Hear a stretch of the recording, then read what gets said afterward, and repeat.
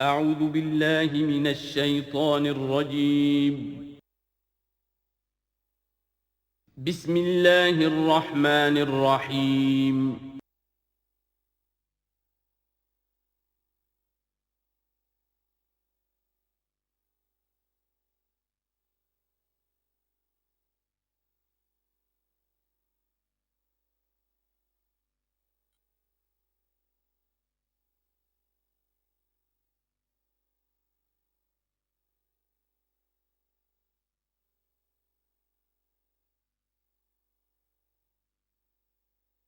والصلاة والسلام على عباده الذين اصطفى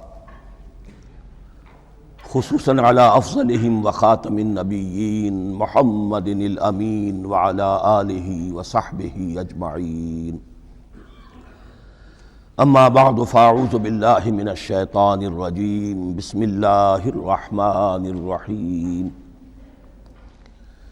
الحمد لله رب العالمين الرحمن الرحيم مالك يوم الدين إياك نعبد وإياك نستعين اهدنا الصراط المستقيم صراط الذين أنعمت عليهم غير المغضوب عليهم ولا الضالين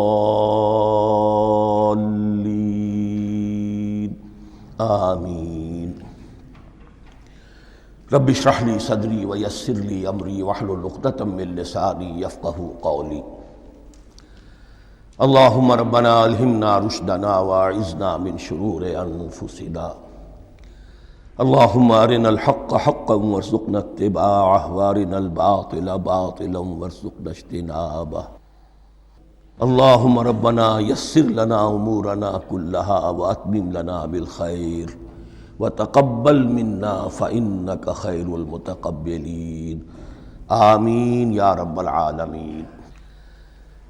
ابھی میں نے سورہ فاتحہ کی تلاوت کی اور آپ نے سماعت فرمائی.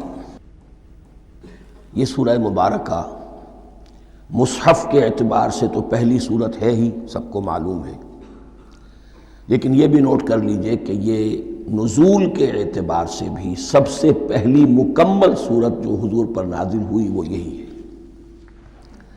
اس سے قبل متفرق آیات نازل ہوئیں. 5 آیتیں سورہ علق کے آغاز میں، کچھ آیتیں سورہ قلم یا سورہ نون کے آغاز میں، کچھ آیتیں سورہ مزمل کی ابتدا کی، کچھ آیتیں سورہ مدثر کے آغاز کی. 5ویں وحی تقریباً اس پر اجماع ہے کہ یہ سورۃ الفاتحہ کی ہے اور یہ مکمل سورت ہے جو حضور پر نازل ہوئی. سورۃ الفاتحہ کے معنی ہوئے افتتاحی سورت. فتح یفتح کے معنی ہے کھولنا. مفتاح کنجی کو کہتے ہیں، چابی کو. تو یہ اوپننگ سورہ آف دی قرآن، قرآن حکیم کی افتتاحی صورت. ویسے جیسا کہ میں تعارف قرآن کے ضمن میں عرض کر چکا ہوں، عربوں کا یہ مزاج تھا کہ جس چیز سے انہیں خصوصی محبت ہوتی تھی اس کے بہت سے نام رکھتے تھے. اس کے بھی بہت سے نام ہیں. سورۃ الفاتحہ سب سے عام ہے، لیکن الکافیہ، الشافیہ، ام القرآن، اساس القرآن، کم سے کم یہ 4 نام تو میں سمجھتا ہوں کہ ہر مسلمان کو مزید معلوم ہونے چاہیے، اور بھی بہت سے نام. اس سورہ مبارکہ کی بالاتفاق و بالاجماع 7 آیتیں ہیں، اگرچہ ان کی ترتیب میں کچھ اختلاف ہے. ایک رائے یہ ہے، اور یہ رائے امام شافعی کی بھی ہے اور بصرہ کے جو قراء تھے ان کی بھی ہے، کہ آیت بسم اللہ بھی سورہ فاتحہ میں شامل ہے، اس کا جز ہے. وہ اس کو شامل کر کے پھر 7 آیتیں بناتے ہیں. تو آخری جنہیں ہم 2 آیتیں سمجھتے ہیں، صراط الذین انعمت علیہم غیر المغضوب علیہم ولا الضالین، وہ ان کے نزدیک ایک آیت ہے. تو گویا کہ نتیجہ یہ نکلا کہ آیتوں کی تعداد 7 ہی رہتی ہے. امام ابو حنیفہ رحمۃ اللہ علیہ کا موقف اور کوفے کے جو قراء تھے ان کا بھی موقف یہ ہے کہ آیت بسم اللہ نہ سورہ فاتحہ کا جز ہے نہ کسی اور سورت کا جز ہے، سوائے ایک مقام پر جہاں حضرت سلیمان علیہ السلام کا خط جو ہے نقل ہوا ہے، جو انہوں نے ملکہ سبا کو لکھا تھا انہو من سلیمان و انہو بسم اللہ الرحمن الرحیم۔ تو قرآن کے متن میں صرف اسی جگہ پر یہ آیت شامل سمجھتے ہیں، باقی یہ صرف علامت کے طور پر کہ یہاں سے ایک نئی صورت شروع ہو رہی ہے درج کی گئی ہے۔ اس سورہ مبارکہ کو الصلاح قرار دیا گیا ایک حدیث میں۔ اس کا جو اسلوب ہے وہ دعا کا ہے، اور دعا کے ساتھ اس کی جو مناسبت ہے، اور پھر اسی کی وجہ سے ہماری نماز کا یہ جزو لا ینفک بنا دیا گیا۔ بلکہ ایک حدیث جو میں آپ کو سناؤں گا اس میں اسی کو نماز قرار دیا گیا، الصلاح یہی ہے۔ ویسے وہ حدیث مبارک موجود ہے، من لم یقرأ بفاتحۃ الکتاب لا صلاۃ لمن لم یقرأ بفاتحۃ الکتاب، جو شخص سورہ فاتحہ کی تلاوت نہیں کرتا اس کی کوئی نماز نہیں۔ اس کے حوالے سے بھی ہمارے ہاں دو مسلک ہیں، ذکر صرف اس لیے کر رہا ہوں کہ آپ کے علم میں ہو، ان میں کوئی بنیادی فرق نہیں ہے۔ کسی بھی ایک رائے کا انسان قائل اور حامل ہو سکتا ہے بغیر اس کے کہ دوسرے کو بالکل غلط قرار دے، بلکہ یہ کہ اس کے لیے بھی گنجائش اپنے ذہن میں اور اپنے دل میں رکھے۔ اور دوسری آیت یہ ہے کہ اس کا حصہ نہیں ہے۔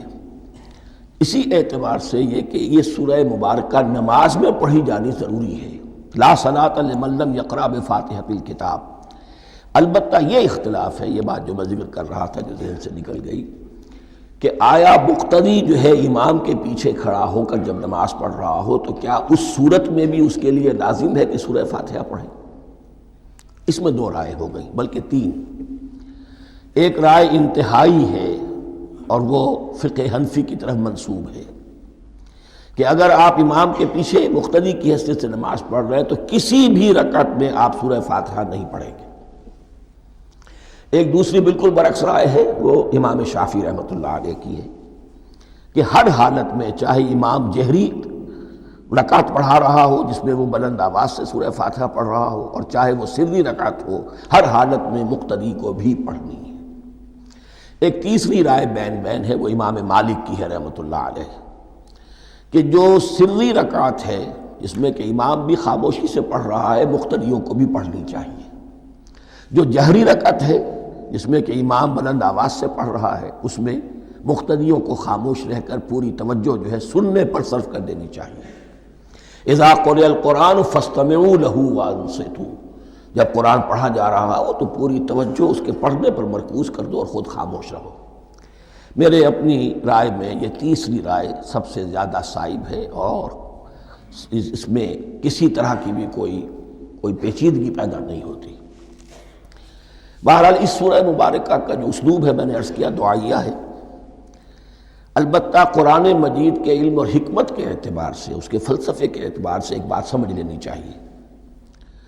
قرآن کا فلسفہ یہ ہے کہ بنیادی ہدایت ہر انسان کے دل میں موجود ہے، بالقوہ، پوٹینشلی۔ یہ جو قرآن مجید یا اللہ کی کتابیں نازل ہوتی ہیں یہ انہیں ایکٹیویٹ کرتی ہیں، وہ اندر کی جو ڈورمنٹ کانشسنس ہے، خوابیدہ شعور جو ہے اسے بیدار کر کے، اور پھر یہ کہ اسے اجاگر کرتی ہیں۔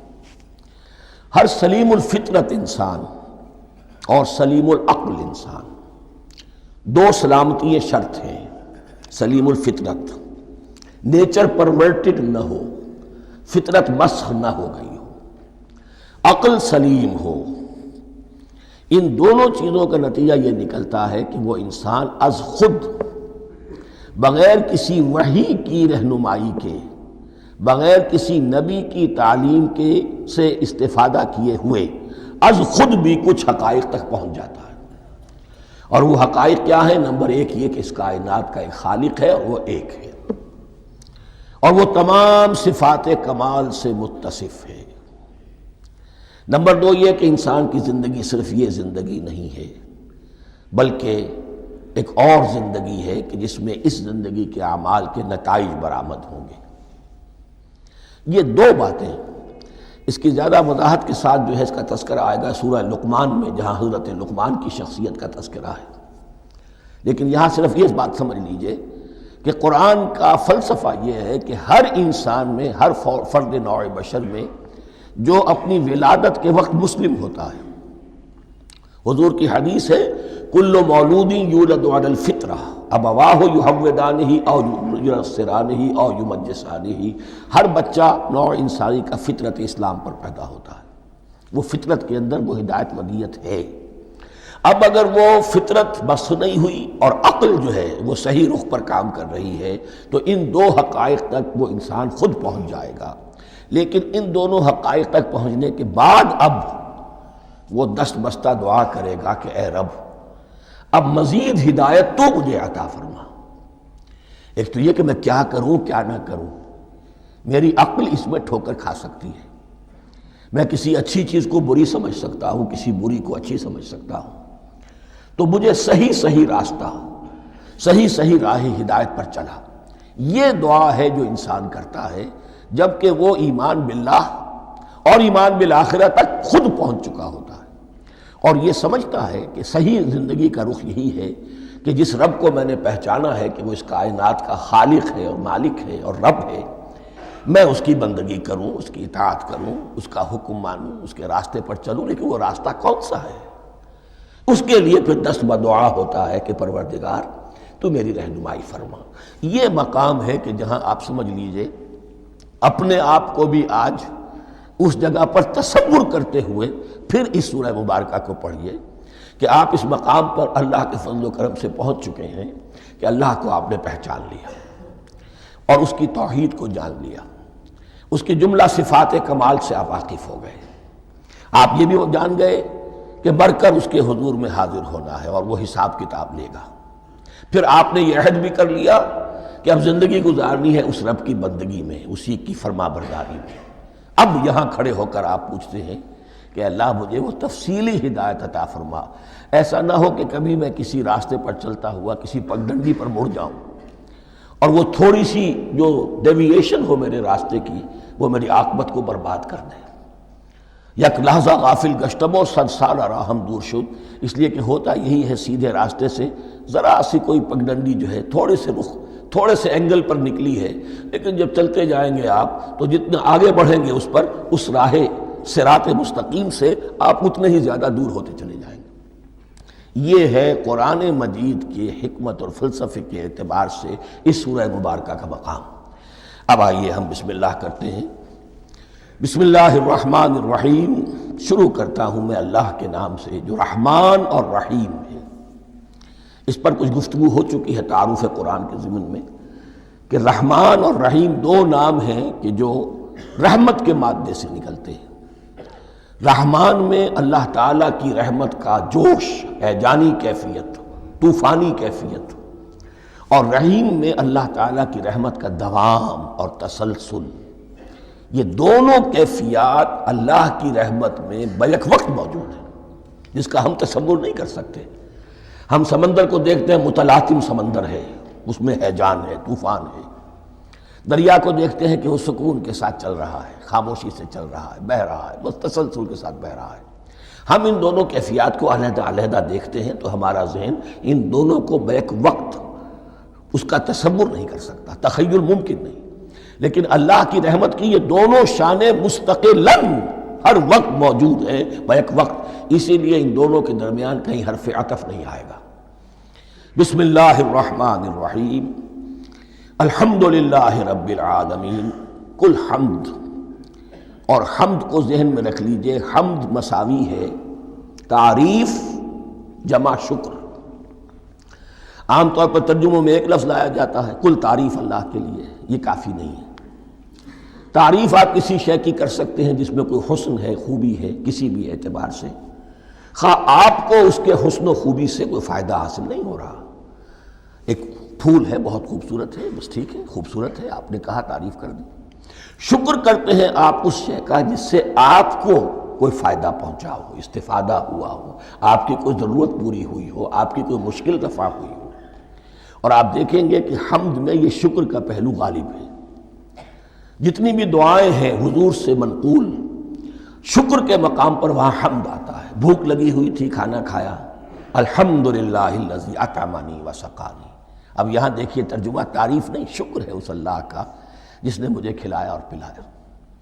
آپ بیت الخلاء سے باہر آئے، نجاستیں آپ سے دور ہو گئیں، طبیعت میں انشراح ہوا، الحمدللہ الذی اذھب عنی الاذی وعافانی۔ وہ شکر ہے اس اللہ کا جس نے اذیت بخش چیزیں مجھ سے دور کر دیں اور مجھے عافیت بخشی۔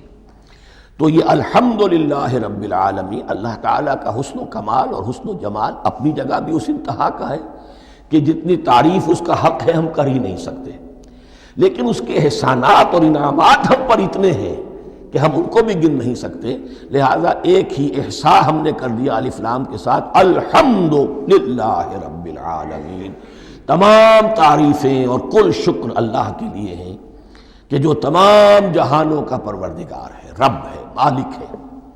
رب میں ایک مفہوم ہوتا ہے ربوبیت کا، اور اس میں مفہوم شامل ہوتا ہے تربیت کا، ربیانی صغیرہ، تو مالک ہونا اور تربیت دینا۔ آپ جس شے کے مالک ہوں گے آپ چاہیں گے اس میں بڑھوتری ہو، اس میں اضافہ ہو، وہ نشو و نما پائے، تو یہ دونوں چیزیں آپس میں ایک دوسرے کا جڑی ہوئی ہیں، پروردگار بھی اور مالک بھی۔ عام طور پر عربی میں رب کا لفظ مالک کے لیے آتا ہے، رب البیت، رب الدار، رب المال، تو مالک وہاں پر ظاہر بات ہے کہ اس سے مراد کیا ہے، مال والا، گھر والا، گھر کا مالک۔ تو کل شکر اور کل تعریف اس اللہ کے لیے ہے جو تمام جہانوں کا مالک بھی ہے اور پروردگار بھی ہے۔ الرحمن الرحیم، رحمان ہے اور رحیم ہے، اب دوبارہ اس کی میں وضاحت نہیں کروں گا۔ مالک یوم الدین، یوم دین کا مختار مطلق ہے۔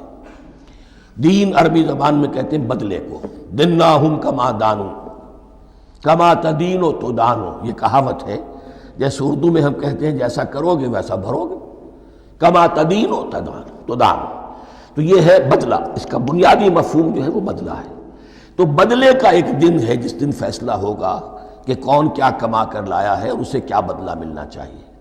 آیا اس کا برائیوں کا پلڑا بھاری ہے کہ اسے سزا ملنی چاہیے، یا اس کی حسنات اور نیکیوں کا پلڑا بھاری ہے کہ اسے جزا ملنی چاہیے، اس کا انعام اور اکرام کے ساتھ معاملہ کیا جانا چاہیے، وہ ایک دن ہے، اسے ہم یوم القیامہ کہتے ہیں۔ اور لیکن اصل بات جو یہاں کہی گئی، یعنی ایک جملے میں تین باتوں کا اعتراف ہو رہا ہے۔ بعث بعد الموت، ایک دن آئے گا کہ ہم مرنے کے بعد تمام انسان اٹھا لیے جائیں گے، پھر حساب و کتاب، پھر اللہ کے ہاں حاضری ہوگی اور حساب کتاب ہوگا۔ اور تیسرے یہ کہ اس حساب کتاب کے دن کا مختار مطلق اللہ ہے، یعنی کسی اور کو اپنے ذہن میں سہارا بنا کر آپ زندگی گزاریں کہ وہ مجھے چھڑا لے گا، یا وہ ہستی جو ہے اتنی زوردار ہے کہ وہ مجھے بچا لے گی، اس سے اپنے دل کو، اپنے ذہن کو بالکل پاک کر لیجئے۔ مالک یوم الدین، ایک دوسری جگہ پر قرآن میں آیا ہے، اس روز کوئی پکارنے والا پکارے گا، لمن الملک اليوم للہ الواحد القہار، آج کے دن کس کا اختیار مطلق ہے؟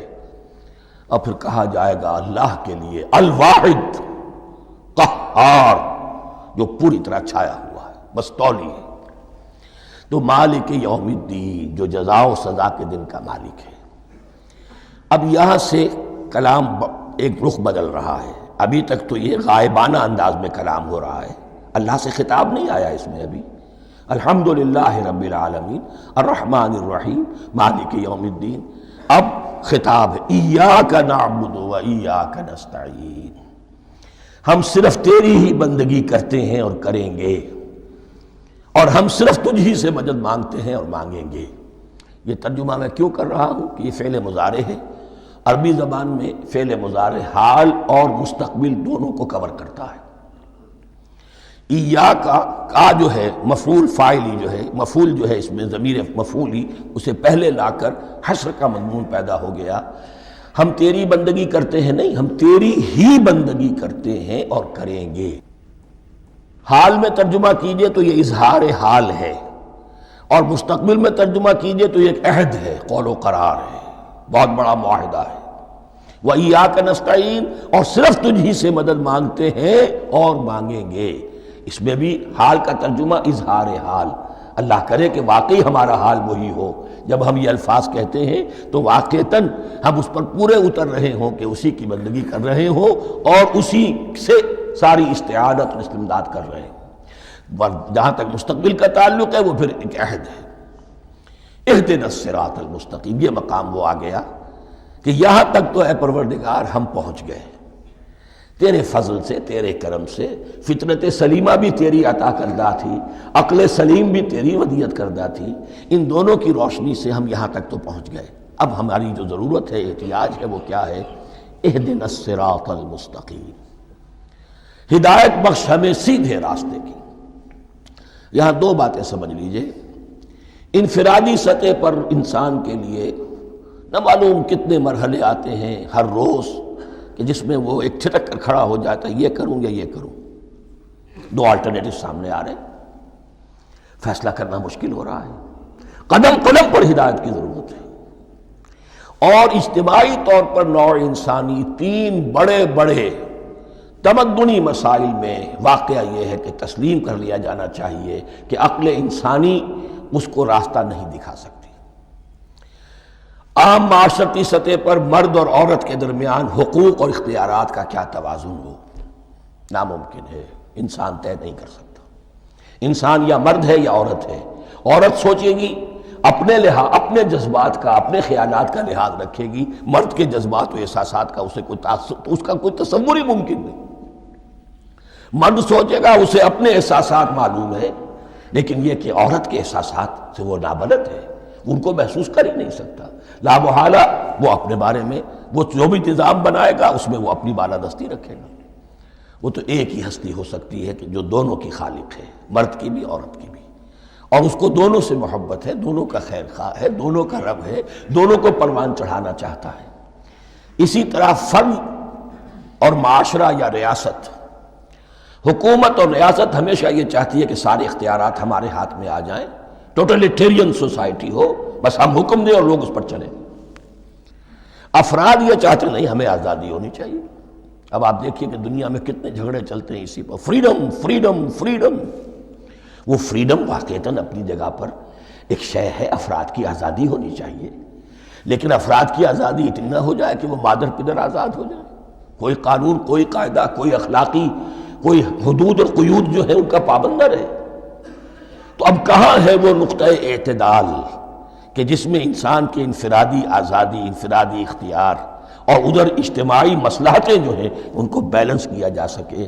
انسان طے نہیں کر سکتا، صرف اللہ ہی اس کے لیے نظام دے سکتا ہے۔ تیسرا مسئلہ ہے سرمایہ اور محنت، اس میں کیا توازن ہو؟ سرمایہ اور محنت دونوں مل کر کچھ بنا رہے ہیں، کچھ پروڈیوس کر رہے ہیں۔ اب اس میں نفع جو ہوا ہے اس میں سرمایہ کا کتنا حصہ ہونا چاہیے اور لیبر کا کتنا ہونا چاہیے، کون طے کر سکتا؟ اس کے لیے بھی کہ ایسا نہ ہو کہ سرمایہ داری جو ہے آکاش بیل بن کر پورے معاشرے پر چھا جائے، اور غریب بیچارہ، مزدور بیچارہ، کاشتکار بیچارہ وہ گویا کہ چکی کے دو پارٹوں میں پس کر رہ جائے، اس کی کوئی حیثیت نہ رہ جائے۔ لیکن یہ کہ دوسری طرف اگر یہ کہ مزدور کا جو حق ہے اس سے زیادہ اس کو دے دیا جائے تو سرمایہ جو ہے وہ سکڑ جائے گا، شائی ہو جائے گا، وہ پھر میدان میں نہیں آئے گا۔ کیا کیا جائے؟ کون سا نقطہ عدل و اعتدال ہے؟ یہ تین مسائل ایسے ہیں، اہدنا الصراط المستقیم۔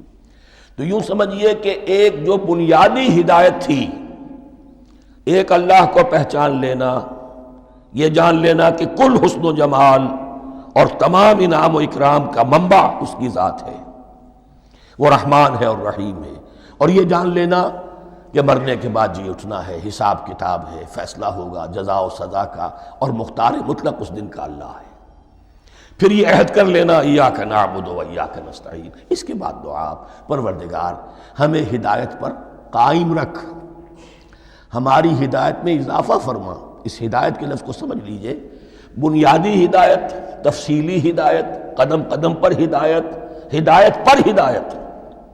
والذین اہتدوا زادہم ھدی، جو لوگ ہدایت کے راستے پر آتے ہیں اللہ ان کی ہدایت میں اضافہ کرتا ہے۔ تو یہ قدم قدم پر ہمیں ہدایت کی ضرورت ہے اور مرحلہ وار ضرورت ہے۔ ہدایت اس کو بھی کہتے ہیں کہ کسی نے آپ سے کوئی پتہ پوچھا، آپ نے کہا ادھر جانا، پھر دوسری گلی میں مڑنا، پھر جانا دو تین لائٹیں چلے جانا، پھر مڑنا، وغیرہ وغیرہ، یہ بھی ہدایت ہے، نظری طور پر آپ نے بتایا ہے۔ ایک ہدایت یہ ہوئی کہ بھائی میں چلتا ہوں آپ کے ساتھ، میں آپ کو وہاں تک پہنچا دوں گا تاکہ آپ کو دقت نہ ہو، آپ نے منزل تک پہنچا دیا۔ ان دونوں کے درمیان، یہ تو میں نے ایک فرد کی مثال دی ہے، اللہ اور بندے کے درمیان نہ معلوم کتنے مراحل ہیں ہدایت کے۔ تو کسی وقت بھی انسان اپنے آپ کو ہدایت خداوندی سے مستغنا نہیں سمجھ سکتا، اور نہیں تو پروردگار جو ہدایت دی ہے اس پر ہدایت پر قائم رکھ۔ کیا پتہ شیطان کا کوئی حملہ کیا پتہ ہمارے نفس کی کوئی شرارت کسی ایسے رخ پر ہمیں ڈال دے کہ اب تک کی ساری کمائی بھی ضائع ہو جائے۔ لہذا یہ نہ سمجھیے کہ جب یہ ساری چیزیں ان کو معلوم تھیں، ان چیزوں کا تو اقرار کر رہے تو اب ہدایت کون سی مانگ رہے ہیں؟ تو ہدایت کا تو بڑا میدان کھلا ہوا ہے، اور اس ہدایت کی وہ جو میں نے آخری شکل آپ کو بتائی ہے کہ منزل مقصود تک پہنچا دے، یہ ہدایت بھی قرآن مجید میں اس معنی میں بھی لفظ آیا ہے کہ اہل جنت جب جنت میں داخل ہوں گے تو جو ترانہ حمد ان کی زبان پر اس وقت ہوگا وہ کیا ہے؟ الحمدللہ الذی ہدانا لہذا وما کننا لنہتدی لولا ان ہدانا اللہ، کل شکر اس اللہ کا جس نے ہمیں یہاں تک پہنچا دیا، ہدایت دی یہاں تک پہنچا دیا، اور ہم ہرگز نہ پہنچ پاتے، ہم ہرگز ہدایت یافتہ نہ ہو سکتے اگر اللہ ہی ہمیں ہدایت نہ دیتا۔ اہدنا الصراط المستقیم، سیدھا راستہ، صراط الذین انعمت علیہم، اب اس کی مزید وضاحت ہے، راستہ اس کا ان لوگوں کا جن پر تیرا انعام ہوا۔ یہ کون لوگ ہیں؟ اس کی وضاحت آپ کو ملے گی سورہ نساء میں، من یطع اللہ والرسول فاولئک مع الذین انعم اللہ علیہم من النبیین والصدیقین والشہداء والصالحین۔ چار طبقات ہیں منعم علیہم جن پر اللہ کا انعام ہوا ہے۔ چوٹی پر انبیاء کرام، اس کے بعد صدیقین کرام، اس کے بعد شہداء عظام، اس کے بعد عام صالح مسلمان، صالح ہو۔ یہ بیس لائن ہے، اس سے اوپر کا درجہ شہداء کا ہے، اس سے اوپر کا درجہ صدیقین کا ہے، اور پھر اس سے اوپر کا درجہ انبیاء کا ہے۔ انبیاء میں سے پھر وہ بھی ہوتے ہیں کہ جو اولو العزم میں من الرسل ہیں، لیکن یہ چار طبقات ہیں، ان کے راستے پر ہمیں چلا۔ غیر المغضوب علیہم ولا الضالین، جو مغضوب علیہم نہیں ہوئے، جن پر تیرا غضب نہیں ہوا، اور غضب ہوتا ہے ان پر کہ جو ہدایت کے واضح ہونے کے بعد ہدایت کو ترک کر دیں، وہ ہے مغضوب علیہم۔ جنہیں ہدایت مل گئی ہو، ہدایت کو پہچان لیا ہو، پھر اپنی شرارت نفس کی وجہ سے، اپنی نفسانیت کی وجہ سے، اپنے تکبر کی وجہ سے، اپنے حسد کی وجہ سے وہ اس حق کو رد کر دیں، اس کو ترک کر دیں، ان پر اللہ کا غضب آتا ہے۔ اور اس میں اس کی بہت بڑی مثال تاریخ کے اعتبار سے یہودی ہیں۔ اللہ نے انہیں ہدایت دی، کتابیں عطا کی، تورات، انجیل، زبور، سینکڑوں نبی ان میں مبعوث کیے، 1400 برس تک نبوت کا تار ٹوٹا ہی نہیں، مسلسل۔ ابتدا میں بھی 2 نبی، موسیٰ اور ہارون، اور اختتام پر بھی 2 نبی، عیسیٰ اور یحییٰ علیہ السلام، اور ان کے مابین کوئی لمحہ نہیں آیا ہے تاریخ بنی اسرائیل میں جبکہ کوئی نہ کوئی نبی موجود نہ ہو۔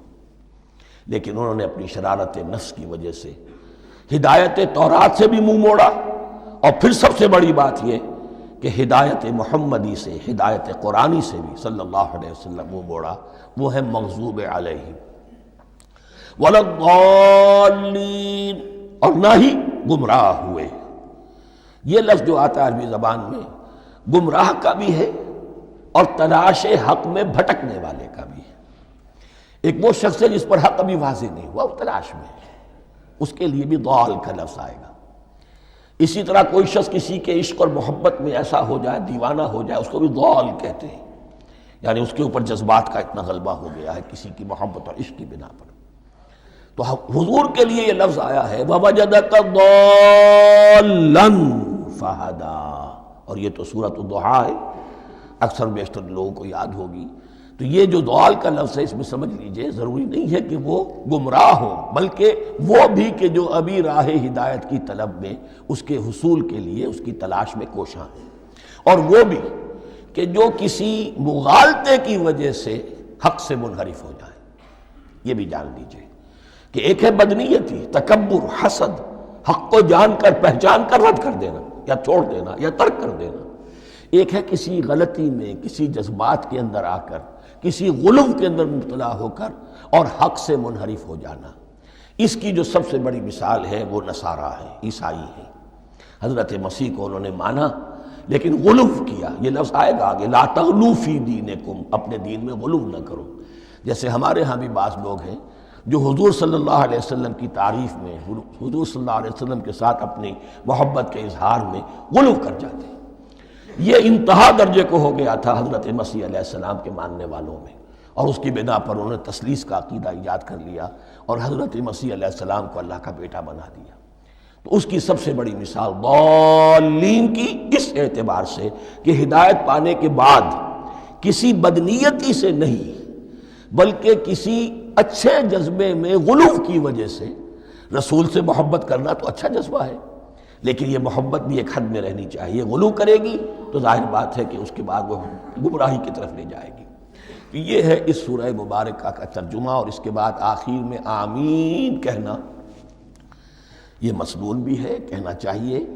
البتہ اختلاف یہاں بھی صرف اتنا ہے کہ نماز میں جب آپ امام کے ساتھ ہیں، وہ اگر جہری قرات کر رہا ہے تو آیا اس کے بعد آپ کو بھی بالجہر کہنا ہے آمین یا نہیں کہنا، یہ اختلاف ہے، ان میں کوئی فرق واقع نہیں ہوتا۔ یہ چیز متفق علیہ کہ کہنا ہے آمین، بلکہ یہ آمین تو یہودیوں میں ہے، یہ آمین جو ہے یہ عیسائیوں میں بھی ہے۔ ان کی بھی جو پریئر لارڈس پریئر ہے اس کے بعد آمین، وہ آمین کہتے ہیں، وہ فرق وہ لفظ ایک ہی ہے، اس لیے کہ عبرانی زبان اور عربی زبان یا تو ہم یہ کہہ سکتے ہیں کہ دونوں بہنیں ہیں، کوئی ایک مشترک زبان تھی ان کی ماں جس کی یہ دو بیٹیاں ہیں، اور یا یہ کہنا پڑے گا کہ عربی زبان کی ماں جو ہے وہ عبرانی زبان ہے۔ بہرحال بڑا قریبی رشتہ عربی کا اور عبرانی کا ہے، اس اعتبار سے وہ آمین۔ اب آپ کو معلوم ہے ہم السلام علیکم وہ کہتے ہیں، وہ سلام کہتے ہیں، فرق کیا ہے؟ وہ تو تلفظ کا فرق ہے۔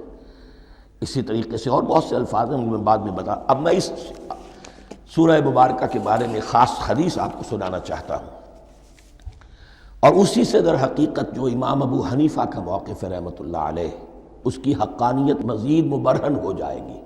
یعنی کیا کہ آیت بسم اللہ سورہ فاتحہ کا جز نہیں ہے۔ سورہ فاتحہ الحمدللہ رب العالمین سے شروع ہوتی ہے۔ وہ میں آپ کو بتانا بھول گیا کہ جن کے نزدیک یہ سورت کا جز ہے وہ پھر جہری قرات میں بسم اللہ الرحمن بھی بلند آواز سے کہیں گے، اور جن کے نزدیک یہ سورہ فاتحہ کا جز نہیں ہے وہ نہیں کہیں گے، وہ الحمدللہ رب العالمین سے قرات کریں گے۔ تو کوئی فرق نہیں ہے بنیادی۔ یہ حدیث جو ہے یہ مسلم شریف میں ہے اور حدیث قدسی ہے۔ اس کے راوی حضرت ابو ہریرہ ہیں رضی اللہ تعالی عنہ، اور اس حدیث نے اس سورت کے مضامین کا نہایت عمدہ تجزیہ کر دیا ہے۔ حدیث کے الفاظ سن لیجئے، قسمت الصلاۃ بینی و بین عبدی نصفین۔ اللہ تعالیٰ فرما رہے ہیں، حدیث قدسی ہے، میں نے نماز کو، صلاۃ کو اپنے اور اپنے بندے کے درمیان آدھا آدھا تقسیم کر لیا۔ فنصفها لی ونصفها لعبدی، اس کا نصف جو ہے وہ میرے لیے ہے اور نصف جو ہے وہ میرے بندے کے لیے ہے۔ وَلِعَبْدِي مَا سَأَلَ، اور جو میرے بندے نے مانگا میں اسے دوں گا، میرا وعدہ ہے یا میں نے اسے دیا۔ اس کے بعد اس کی تفصیل آتی ہے، اذا قال العبد، جب بندہ کہتا ہے الحمدللہ رب العالمین، قال اللہ حمدنی عبدی، جب بندہ کہتا ہے الحمدللہ رب العالمین، اللہ فرماتا ہے میرے بندے نے میری حمد کی۔ وَإِذَا قَالَ الرَّحْمَٰنِ الرَّحِيمِ قَالَ اللَّهُ اثْنَىٰ عَلَيَّ عَبْدِي، جب بندہ کہتا ہے الرحمن الرحیم، اللہ فرماتا ہے میرے بندے نے میری ثنا کی۔ وَإِذَا قَالَ مَالِكِ يَوْمِ الدِّينِ قَالَ اللَّهُ تَعَالَىٰ مَجَّدَنِي عَبْدِي، میرے بندے نے میری تمجید بیان کی، میری بزرگی بیان کی۔ اب یہ تین آیتیں ہو گئیں، تینوں میں اللہ کی حمد ہے، ثنا ہے، تمجید ہے۔ یہ تین آیتیں خالص اللہ کے لیے ہو گئیں۔ اب چوتھی آیت آئی، ایاک نعبد و ایاک نستعین۔ اس کے بارے میں جب بندہ کہتا ہے اذا قال العبد ایاک نعبد و ایاک نستعین، قال اللہ تعالی ھذا ما بینی و بین عبدی ولعبدی ما سأل، یہ میرے اور میرے بندے کے درمیان ہے۔ یہ تو یوں سمجھیے کہ یہ گرہ لگ گئی ہے میرے اور میرے بندے کے مابین۔ اس نے مجھ سے قول و قرار کیا ہے، اس نے میری بندگی کا اعتراف کیا ہے، اس نے تسلیم کیا ہے کہ میری ہی بندگی کرتا ہے اور کرے گا، اور مجھ سے مدد چاہیے ہے۔ ھذا ما بینی و بین عبدی، یہ معاہدہ ہے، معاہدہ دو فریقوں کے مابین ہوتا، یہ میرے اور میرے بندے کے مابین ہے۔ وَلِعَبْدِي مَا سَأَلَ، اور میں نے اپنے بندے کو دیا جو اس نے مانگا، وہ میری مدد چاہتا ہے، میری مدد اس کے شامل حال رہے گی۔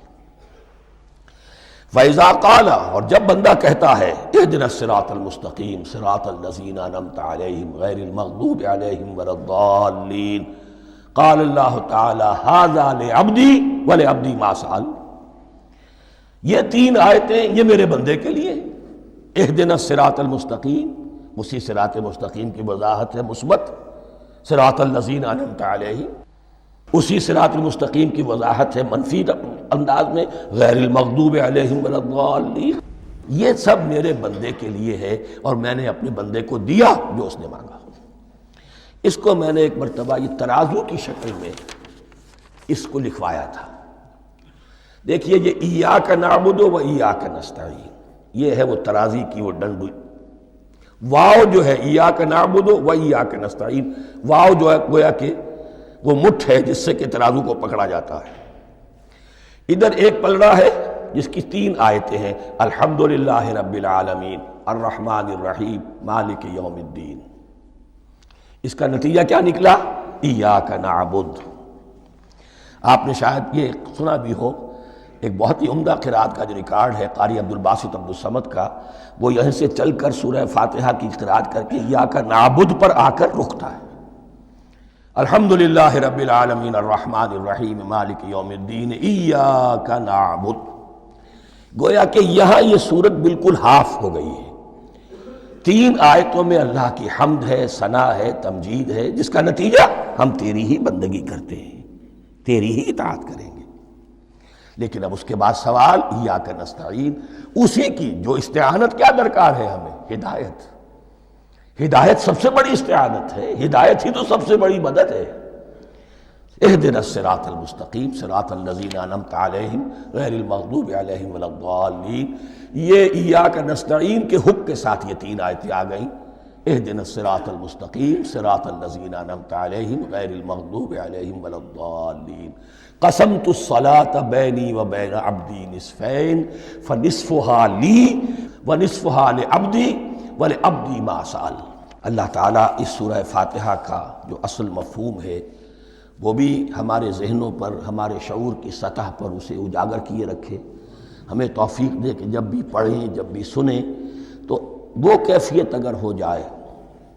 اس لیے کہ ایک حدیث ہے کہ الصلاۃ معراج المومنین، نماز تو اہل ایمان کے حق میں معراج کے درجے میں ہے۔ اس حوالے سے ہم یہ سمجھ سکتے ہیں کہ کوئی وقت ایسا آ سکتا ہے کہ انسان کو واقعتاً، روح انسانی واقعتاً اللہ کے یہ جواب سنے۔ انہونی بات نہیں ہے یہ، ہوتا ہے خطاب آخر، اٹھتا ہے حجاب آخر، کرتے ہیں خطاب آخر، یہ تو ہوتا ہے۔ مخاطبہ الہی، یہ تو میں نے عرض کیا کہ ثابت ہے، مخاطبہ، محادث اور تحدیث، اللہ بندوں سے کلام کرتا ہے۔ اب آئیے بسم اللہ الرحمن الرحیم، اب یہ سورہ بقرہ شروع ہو رہی ہے۔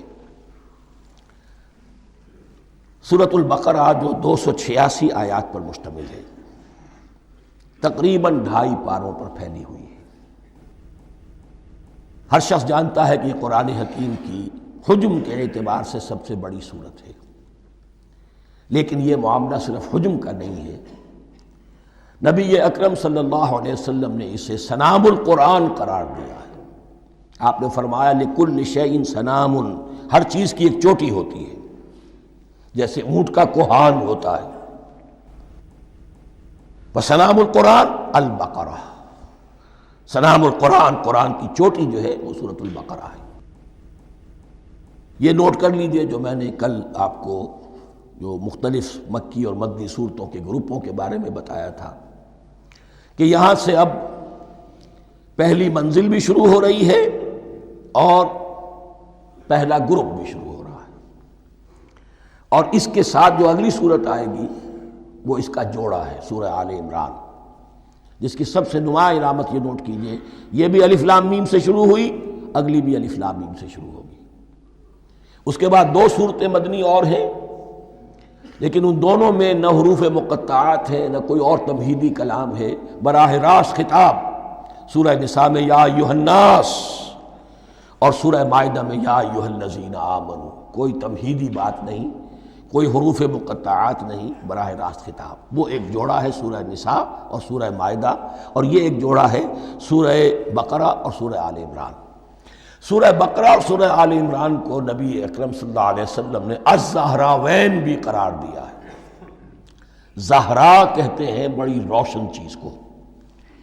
یہ حضرت فاطمہ رضی اللہ تعالی عنہ کے نام کے ساتھ آتا ہے، فاطمۃ الزہراء۔ تو زہرا بہت روشن، دمکتی ہوئی شے۔ الزہراوین، یہ دو نہایت دمکتی ہوئی صورتیں ہیں جو قیامت کے دن دو بدلیوں کی شکل میں ظاہر ہوں گی، حضور نے فرمایا، اور جو لوگ ان صورتوں سے محبت کرتے تھے ان پر سایہ کریں گی۔ اللہم ربنا اجعلنا منہم، ہمیں اللہ تعالیٰ ان میں شامل فرما دے۔ اس سورہ مبارکہ کو دو حصوں میں تقسیم سمجھیے۔ ویسے تو یہ کہ رکوع آئیں گے، پارے بھی بدلیں گے اس میں، لیکن حصے دو ہیں۔ پہلے حصے میں اصل روح سخن سابقہ امت مسلمہ سے ہے، یہود سے، بنی اسرائیل سے۔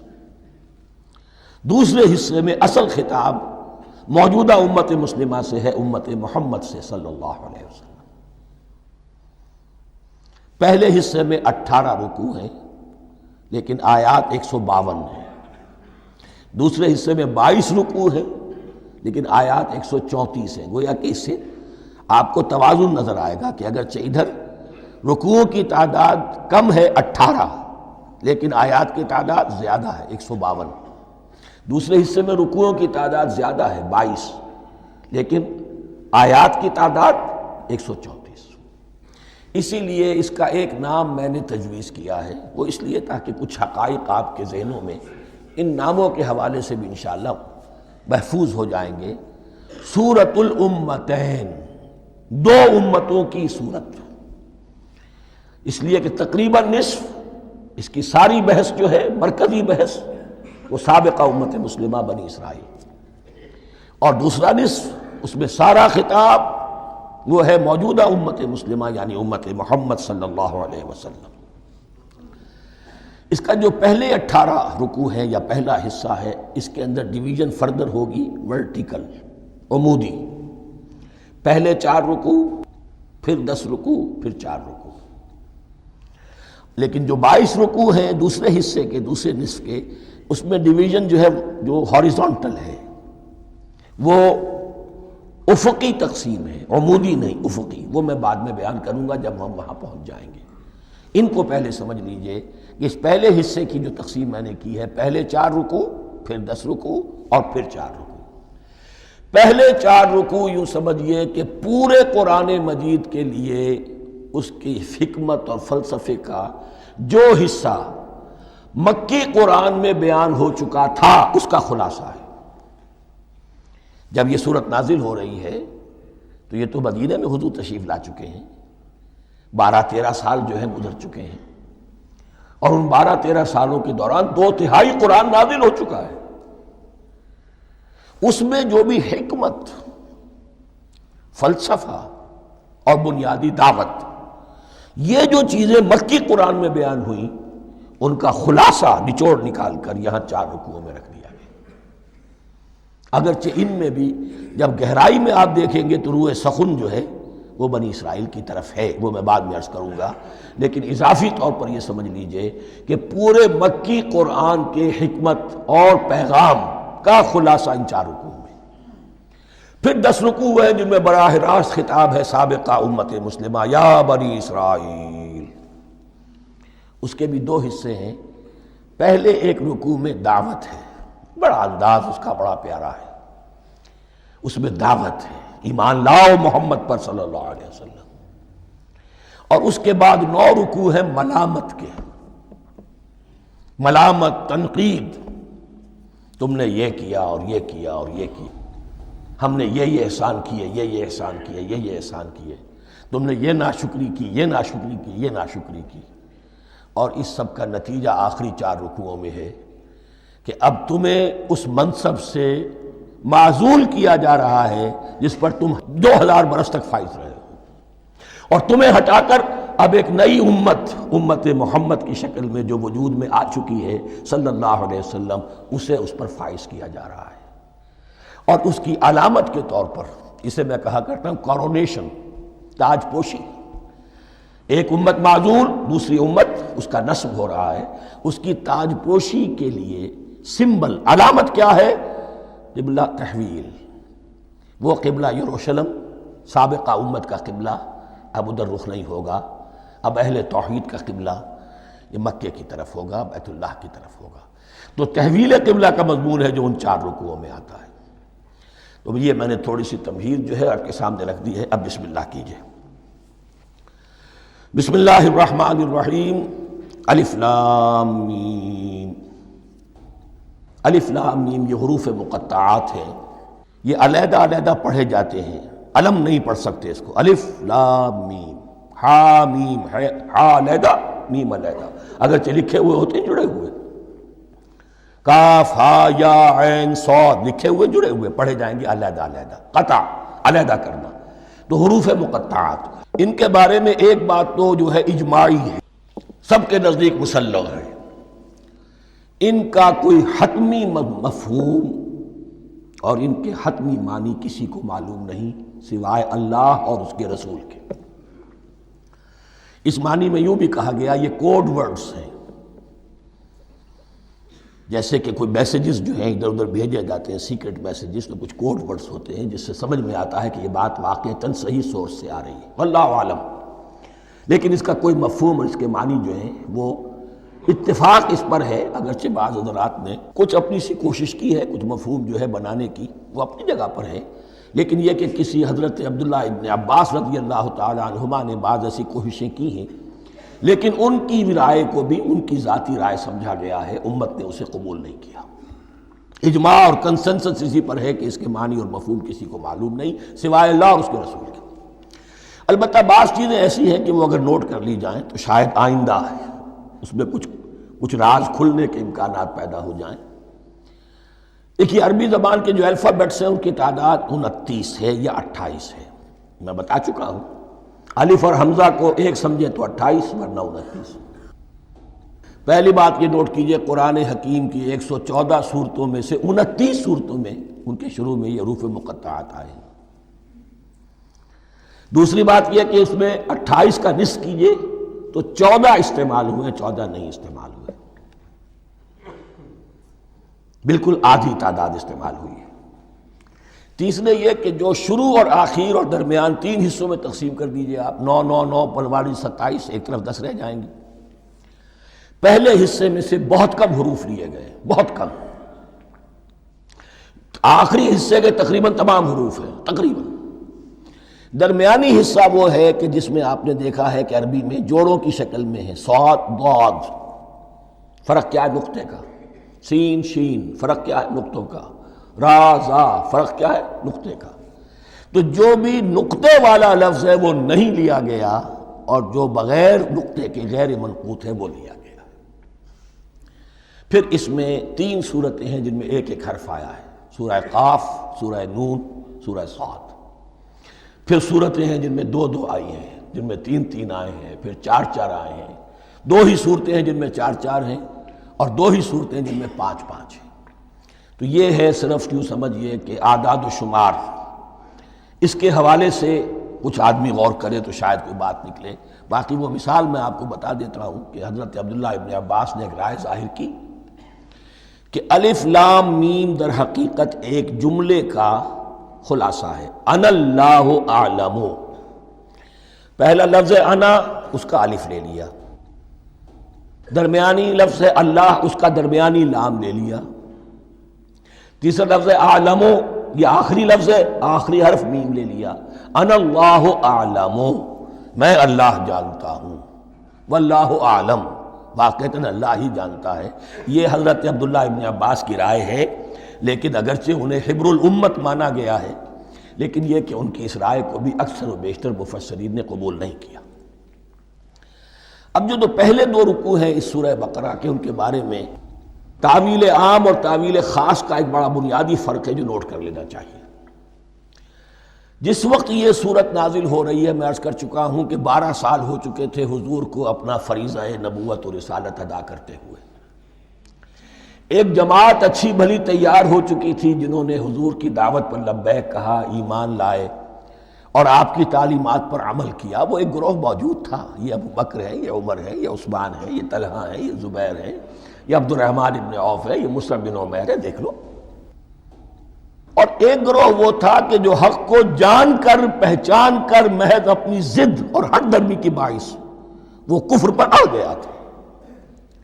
اور اب ایک تیسرا گروہ پیدا ہو رہا تھا مدینے میں آ کر، وہ ابھی ایمبریونک سٹیج میں ہے، کہ جو داعی ہے، مدعی ہے کہ ہم مانتے ہیں لیکن حقیقت میں نہیں مانتے۔ یہ تین قسم کے گروہ دنیا میں ہمیشہ پائے جائیں گے، ہمیشہ۔ اب اسے میں اس کو لا رہا ہوں تعویل عام کی طرف۔ جب بھی کبھی کوئی دعوت اٹھے گی انقلابی، ایک ہوتا ہے وعظ و نصیحت، ٹھیک ہے، جس نے بھی فائدہ اٹھایا اٹھا لیا۔ ایک ہوتی ہے دعوت انقلابی، وہ انقلابی دعوت کا ہدف ہوتا ہے نظام کو بدلنا۔ نظام بدلتا ہے تو ظاہر بات ہے کہ جو لوگ اس نظام میں جن کے ویسٹڈ انٹرسٹ ہیں اور جن کو پریولیجز حاصل ہیں، جن کے مفادات ہیں، وہ تو لازماً اپنے نظام کا تحفظ کریں گے۔ ٹکراؤ ہوگا، تصادم ہوگا، تصادم میں جانی نقصان بھی ہوگا، مالی نقصان بھی ہوگا۔